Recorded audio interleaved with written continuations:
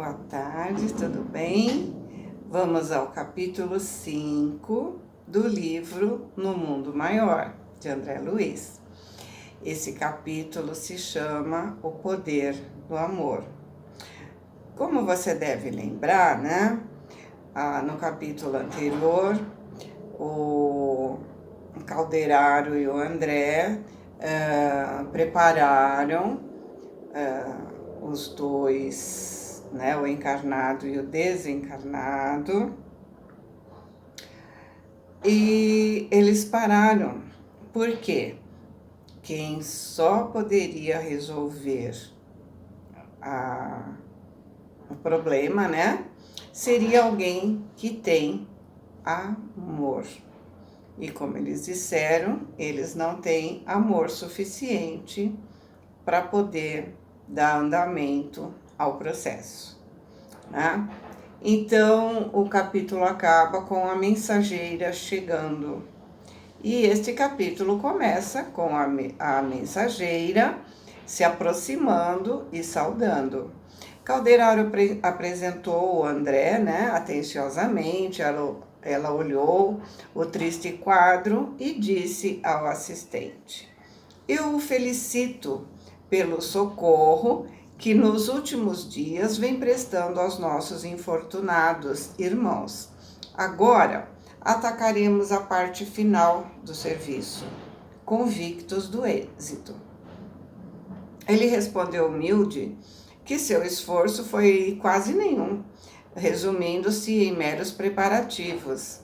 E ela, sorrindo, observou: "Como atingiríamos o fim sem passar pelo princípio?" "Oh, irmã, o conhecimento pode pouquíssimo, comparado com o muito que o amor pode sempre." E aí, singular expressão estampou-se na fisionomia da emissária, como se as referências lhe ferissem fundo a modéstia natural. Ocultando os méritos que lhe eram próprios, ela disse: "O Divino Senhor sabe que ainda estou a grande distância da realização que me atribui. Sou frágil e imperfeita e devo caminhar ainda infinitamente para adquirir o amor que fortalece e aperfeiçoa." E olhando firmemente sobre o meu companheiro, acrescentou: "Estamos em cooperação fraternal na obra que pertence ao Altíssimo. Espero que os amigos se mantenham apostos, efetuando a maior porção do serviço, porque, quanto a mim, só atenderei aos singelos deveres que um coração materno pode desempenhar." Ao dizer isso, aproximou-se dos infelizes, postando-se em atitude de oração. Que estaria pedindo às forças superiores aqui diante de nós aquela mulher de extraordinária expressão? Encantado, eu sentia nela a sua profunda sinceridade, a humildade fiel. A prece em que por alguns momentos se concentrou enchia-se de sublime poder, porque em breve suave luz descia do alto sobre a sua fronte venerável. Gradativamente, Cipriana se fazia mais bela. Os raios divinos que fluíam dos mananciais invisíveis, envolvendo-a, transfiguravam-na toda. Tive a impressão de que a sua organização perispiritual absorvia a claridade maravilhosa se acumulando em seu ser. Escoados alguns momentos, circundava luminoso halo, cuja santidade senti dever respeitar. Dos olhos, do tórax e das mãos emanavam irradiações de frouxa e suave luz, que não me assustava a retina surpresa. Estava formosa, radiante, qual se fora a materialização da Madonna de Murilo, em milagrosa aparição. Perante a sua personalidade transfigurada, quase me humilhei, tal a comoção daquele minuto inesquecível. Nenhum olhar nos dirigiu, talvez por humildade, no desejo de ocultar a elevada posição que desfrutava.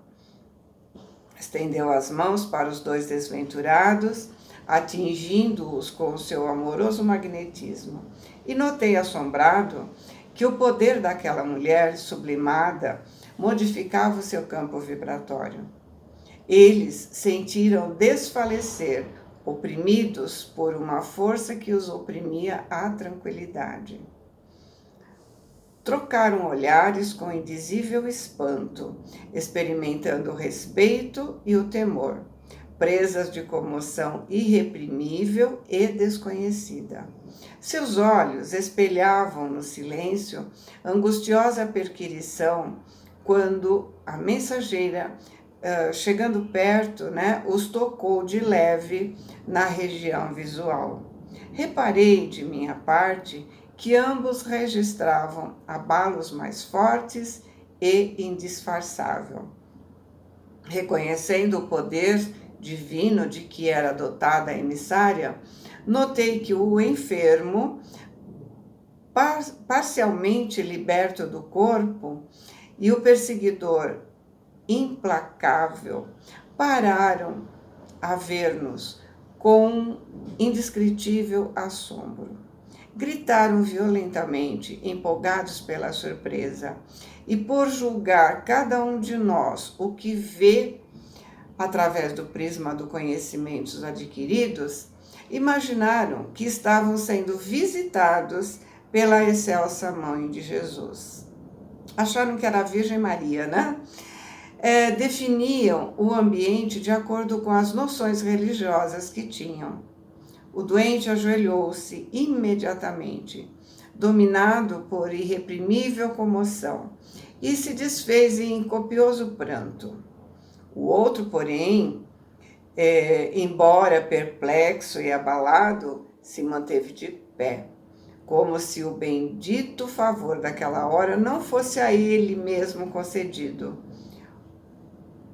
Como diz, o orgulho é o pior câncer que a gente pode ter. O companheiro hospitalizado, chorando convulsivamente, disse: Mãe do céu, como vocês se dignam de visitar o criminoso, que sou eu? Sinto vergonha de mim mesmo. Sou imperdoável pecador, abatido por minha própria miséria. Vossa luz revela-me toda a extensão das trevas em que me debato. Tenha piedade de mim, Senhora. Havia uma sinceridade imensa, aliada à imensa dor, naquelas palavras de angústia e de arrependimento. Soluços sufocantes chegaram-lhe à boca, interrompendo a sua tocante súplica. Cipriana acercou-se dele de olhos faiscantes e úmidos. Tentou levantá-lo, sem, no entanto, conseguir que ele deixasse a postura genuflexa. Ele continuava de joelhos, Certo, a piedosa missionária informara-se de todas as minúcias necessárias ao êxito da sua missão naqueles minutos, porque, enlaçando-o maternalmente, o chamou pelo nome, esclarecendo: Pedro, meu filho, não sou quem você julga que sou. No transporte de viva confiança que te sensibiliza a alma. Sou simplesmente tua irmã na eternidade. Mas também fui mãe na terra e sei quanto você sofre. O interpelado ergueu os olhos súplices, olhando-a através do espesso véu de lágrimas. Embora visivelmente animado pelas declarações ouvidas, se manteve em posição reverente e humilde.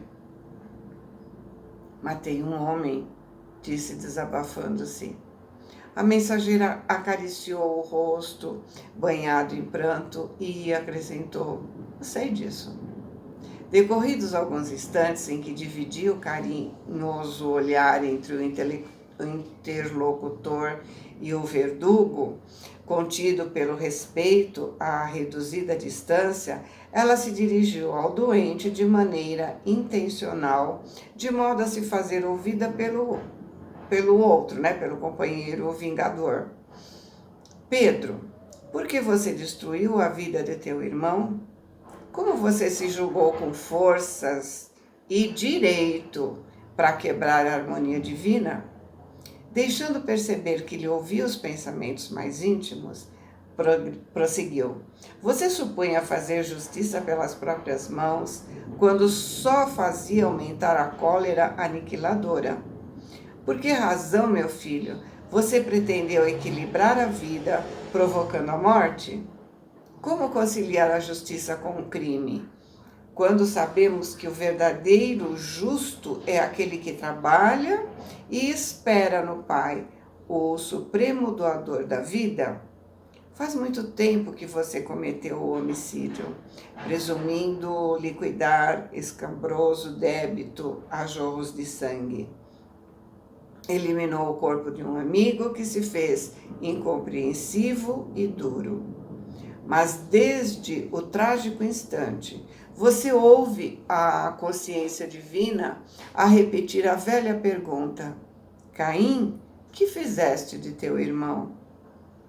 Você tem vivido desarvorado e desditoso, de alma presa à própria vítima, aprendendo que o mal jamais se harmonizará com o bem e que a lei cobra dobrados tributos àquele que se antepõe às suas regras sábias e soberanas. Você destruiu a paz de um companheiro e perdeu a sua tranquilidade. Tirou o seu corpo físico, mas ele perambula algemado ao teu corpo.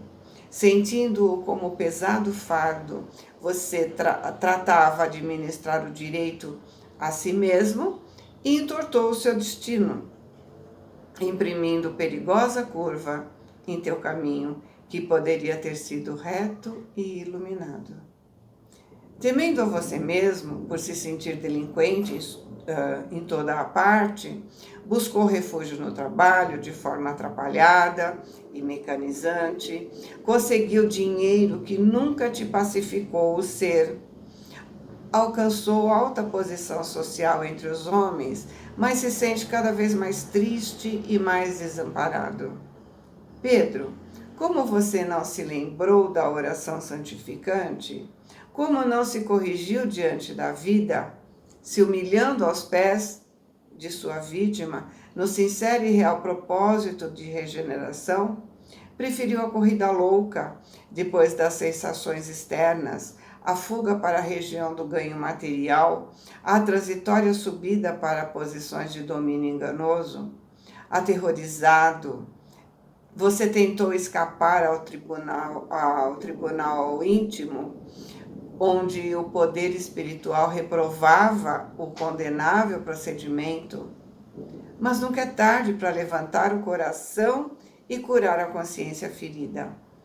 Exausto de sofrer, você cedeu à enfermidade e se aproxima da loucura. De alma ferida e corpo em desordem, você apelou para a misericórdia divina. E aqui estamos. Mas, meu amigo, nossa voz não se ergue para maltratar seu espírito, já tão castigado e tão infeliz. Viemos ao teu encontro para o estimular a regeneração. Quem poderá condenar alguém depois da comunhão de dificuldades na carne? Quem se sentirá suficientemente puro e santificado para tirar a primeira pedra, mesmo depois de haver atravessado a fronteira das cinzas do sepulcro? Quem de nós terá passado ileso nas correntes do pântano? Não. Pedro, o fundamento da obra divina é de amor incomensurável, ou seja, sem medida. Nos encontramos aqui para te querer bem, pretendendo erguer a consciência aos campos infinitos da vida eterna. Você orou e nos chamou. Abriu a mente à força regenerativa e somos teus irmãos. Muitos de nós, em outro tempo, penetramos também o buraco sombrio dos vales do assassínio, da justiça e da morte. Mas paramos no caminho, regeneramos o crime, religamos com lágrimas os elos partidos pela nossa imprudência. E cultivando o perdão e a humildade, aprendemos que só o amor salva e constrói para sempre. Lembre-se das suas próprias necessidades, interrompe a marcha da aflição. Reconsidera a atitude e faça novo compromisso diante da divina justiça. Depois de longa pausa, Cipriano abriu os braços maternos e acrescentou: levanta e vem até mim. Sou tua mãe espiritual em nome de Deus. Mais uma vez, né, a gente percebe o quê? É só orar sinceramente que o socorro vem. E aí o enfermo de olhos tristes, né, e aí o enfermo de olhos brilhantes e lacrimosos ergueu-se como um menino, sensibilizando o nosso coração e disse: merecerei tamanha graça? Como não, meu filho? O Pai não responde às nossas súplicas com palavras condenatórias. Acerquemo-nos de você em nome dele, nosso Supremo Senhor. Assim dizendo, aconchegou-o ao coração, mas havia tal meiguice naquele abraço inesperado que outros circunstantes, né, que não nós, diriam presenciar o reencontro de uma mãe carinhosa com um filho ausente após longa e dolorosa separação. O infortunado deixou pender a cabeça sobre um dos seus ombros, demonstrando infinita confiança, e murmurou infantilmente: Mãe do céu, ninguém na terra jamais me falou assim. Via-se o seu alívio no semblante feliz. Cipriana animou-o bondosa e explicou: é imprescindível que você aquiete a sua mente incendiada, depositando nas mãos do Senhor as antigas angústias. A essa altura, voltei a caldeirar o meu olhar comovido e notei que as lágrimas dele também brotavam nos olhos. O companheiro também chorava muito. Tocado por minha silenciosa pergunta, ele me falou em voz quase imperceptível: queira Deus, André, possamos também aprender a amar, adquirindo o poder de transformar os corações. A emissária, que parecia não se dar conta da nossa presença, avançou para o carrasco, sustentando Pedro nos braços, como se ele for um filho doente. E o perseguidor aguardou-a de pé e altivo, assim, muito arrogante, né? Revelando insensível as palavras que nos haviam dominado os corações. Longe de se intimidar, a missionária se aproximou, quase tocando ele, e falou humilde: Camilo, o que você faz fechado à compaixão? O vingador, demonstrando incompreensível frieza, respondeu cruel: que pode fazer uma vítima como eu, senão odiar sem piedade?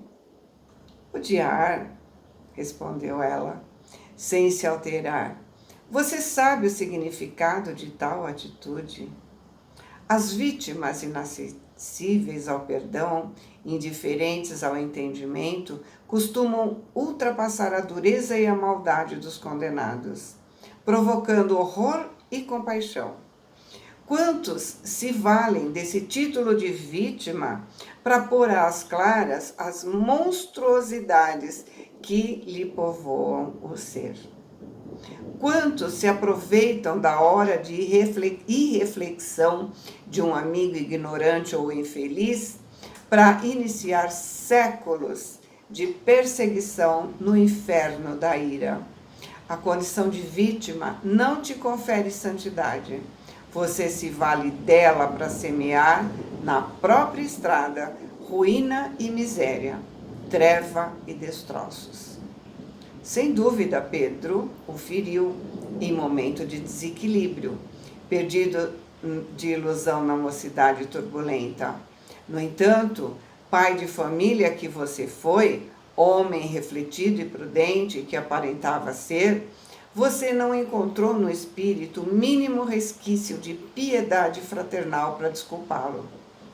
Há 20 anos instilas em torno de ti o veneno da víbora, na postura do faminto chacal. Podendo conquistar o prêmio dos vencedores com o Cristo, você preferiu o punhal da vingança, se igualando com os malfeitores endurecidos. Meu filho, onde você esbarrará com seus sentimentos desprezíveis? Em que muralha de angústia será algemado pela justiça de Deus? Dos olhos da Cipriana escorriam grossas lágrimas. Camilo vacilava entre a inflexibilidade e a rendição. Extrema palidez lhe cobria o rosto, e quando nos pareceu que ia proferir uma resposta a esmo, a missionária dirigiu-se ao seu orientador e pediu com humildade: Calderaro, meu amigo, ajude-me a conduzi-los. Sigamos até o lar de Pedro, onde Camilo atenderá nossos pedidos. Meu companheiro não hesitou. Voltando-se para mim, ponderou: a irmã transportará Pedro com seus próprios recursos, mas o outro, terrivelmente escravizado aos pensamentos inferiores e às intenções criminosas, é pesado de carregar. Nós dois os conduziremos.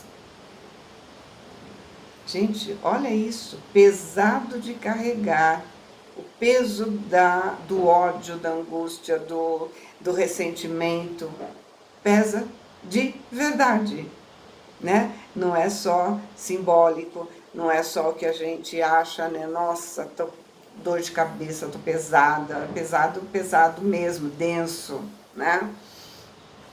Então, continuando, dando-lhes nossos braços, Calderaro à direita e eu à esquerda, reparei que o paciente não reagia, compreendendo talvez a inutilidade de qualquer rebeldia, deixava-se levar sem protesto. Nos colocamos assim em jornada rápida. Em breves minutos, entramos em confortável residência, onde uma senhora, na sala de estar, tricotava junto dos 2 filhinhos pequenos. A conversação doméstica era doce, cristalina. Mamãe, dizia o menorzinho, onde está o neneco? Voltou ao serviço. E Celita? No colégio. E Marquinhos? Também. Eu queria todo mundo aqui em casa. Para quê? A mãe perguntou, né? Sabe, mamãe, para rezarmos por papai. A senhora reparou ontem à noite como estava aflito e abatido?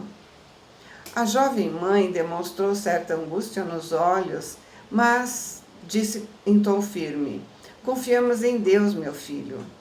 O médico nos recomendou tranquilidade e estou convencida de que a providência nos ouvirá. Lançou um inteligente olhar sobre a criança e acentuou: vai se distrair, Guilherme, vai brincar. O pequeno Guilherme, porém, descansou o braço direito sobre um livro de primeiras letras, teimando como se indiretamente percebesse a nossa presença. enquanto a senhora, de súbito, abandonava o tricô para chorar num canto, à distância. Acompanhávamos a cena, comovidos, quando Cipriana se dirigiu a Camilo, desapontado. Continuemos. Efetivamente, nosso amigo tirou a sua vida física no outro tempo, contraindo assim dolorosa dívida. Entretanto, a voz desse menino devotado à prece não te sensibiliza o espírito endurecido? Esse é o lar que o Pedro criminoso instituiu para criar o Pedro renovado. Aqui ele trabalha exaustivamente para se corrigir perante a lei, compreendendo a responsabilidade terrível, assumida com o golpe que te aplicou sem refletir, meteu ombros a uma atividade desordenada e incessante,